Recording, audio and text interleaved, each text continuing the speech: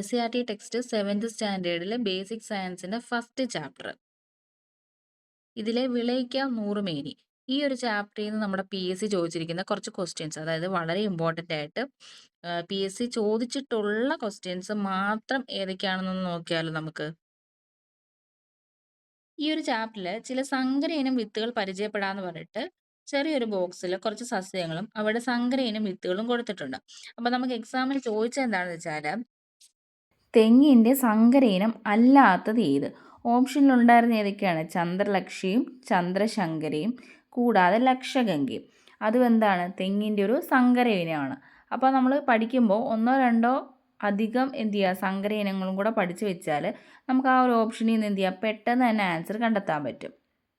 ഇനി അടുത്ത ക്വസ്റ്റ്യൻ വന്നിരിക്കുന്നത് അതിന്റെ തന്നെ തൊട്ട് താഴെയായിട്ട് കേന്ദ്ര തോട്ടവിള ഗവേഷണ കേന്ദ്രം എവിടെയാണെന്ന് കൊടുത്തിട്ടുണ്ട്? കാസർഗോഡ്.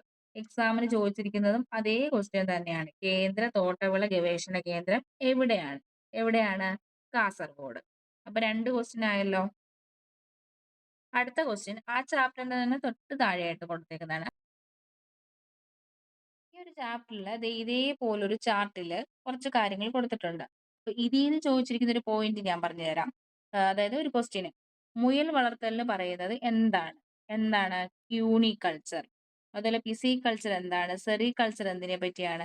ഇതൊക്കെ നമുക്ക് എക്സാമിന് ചോദിച്ചിട്ടുള്ളതാണ്. അപ്പോൾ ഒരു ചാപ്റ്ററിൽ നിന്ന് തന്നെ നമുക്ക് 4 ക്വസ്റ്റ്യൻസ് ആണ് ആൻസർ ചെയ്യാൻ പറ്റുന്നത്. അപ്പോൾ SCRT പഠിക്കേണ്ട എത്രമാത്രം ഇമ്പോർട്ടന്റ് ആണെന്ന് ഈ ഒരു ചാപ്റ്ററിൽ നിന്ന് തന്നെ നമുക്ക് എന്ത് ചെയ്യാം, മനസ്സിലാക്കാൻ പറ്റും. അപ്പൊ അതുപോലെ SCRT ബേസ് ചെയ്തിട്ടുള്ള ക്ലാസ്സുകളും കാര്യങ്ങളും ഞാൻ അപ്ലോഡ് ചെയ്യുന്നുണ്ട്.